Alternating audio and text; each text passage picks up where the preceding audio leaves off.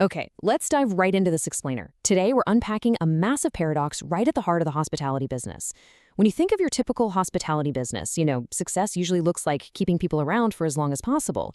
But hospitals, well, they operate on a completely different wavelength, and understanding exactly why they do this, it unlocks the secret to their entire operational model. So think about a luxury hotel for a second.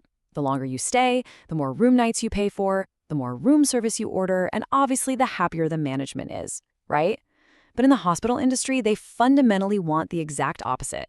While you are paying for a service, getting you healthy and out the door as fast as humanly possible is actually the absolute gold standard for their business success. So, the crucial point here is this vital operational metric called ALOS. That stands for average length of stay. It's simply the average number of days a patient stays in the hospital per admission. I know, it sounds incredibly straightforward, but this single metric is essentially the master lever for a hospital's entire economic engine. Literally, it dictates how many people they can treat and exactly how efficiently they're running their facilities.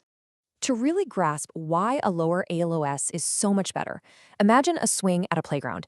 If one kid sits on that swing all day long, nobody else gets a turn. The equipment is just completely tied up. But if each kid swings for just a little while and then hops off to let the next kid have a go, well, lots more kids get to play. Hospitals view their expensive, highly equipped beds exactly like that swing. Shorter turns mean they can help significantly more people over the course of a year using the exact same equipment. Now, you might be wondering, how do they actually achieve these shorter stays without rushing patient care? Well, they pull it off through a few key advancements. They rely on incredibly tight clinical efficiency, just making sure no time is wasted waiting for test results or room transfers. They utilize minimally invasive surgeries that can cut recovery times in half compared to traditional open operations. And they deploy modernized medical protocols that just get patients moving and healing faster than ever before. Because of all these factors, patients naturally recover sooner and are ready to head home. And the financial math behind this is honestly absolutely fascinating. You see, the first few days of a hospital stay are by far the highest revenue days. This is when the really expensive critical care happens. We're talking the surgery itself, the time spent in the intensive care unit, the major diagnostic tests, the whole shebang.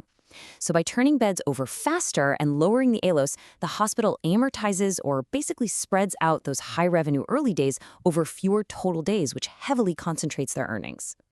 Which brings us to the ultimate payoff. Shorter stays literally mean more patients use the same bed without the hospital having to build more rooms. Lowering the ALOS raises what analysts call effective bed throughput. It allows a hospital to grow its inpatient volume and serve way more of the community without having to spend millions of dollars pouring concrete for new wings and adding physical real estate. The growth comes from pure efficiency, not just expansion. But wait, it's not just some limitless race to the bottom. Actually, scratch that. It can't be.